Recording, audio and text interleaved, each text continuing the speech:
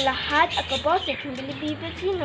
Halina, tuklasin natin ang kahalagang pag-aalaga sa ating kalikasan. Ang kalikasan ay gawa ng Diyos. Ito ay isang yaman ng ating mundo na dapat ingatan at alagaan. Tara, tayo ay magtanim. At maraming binibisyo ang pagtatanim. Kaya ng piskong hangin, proteksyon at kabuhayan.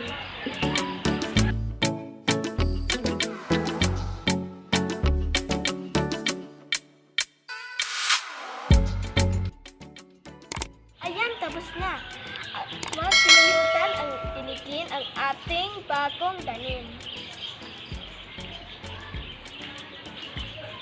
Ang kalinisan ay mas importante sa kalikasan. Tara, tayo ay maglinis.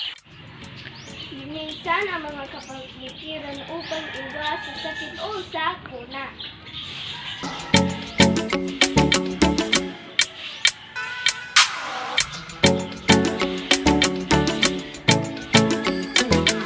Dapat ihiwalay ang mga plastik sa dahon.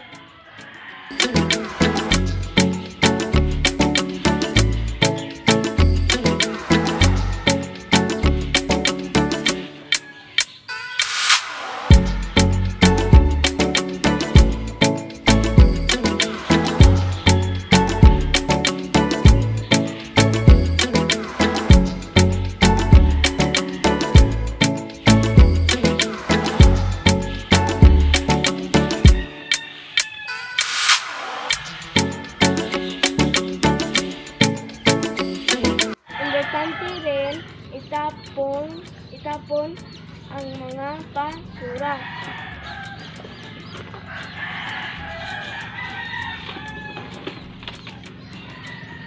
Maraming salamat po at sa huli, kalikasan ating alagaan.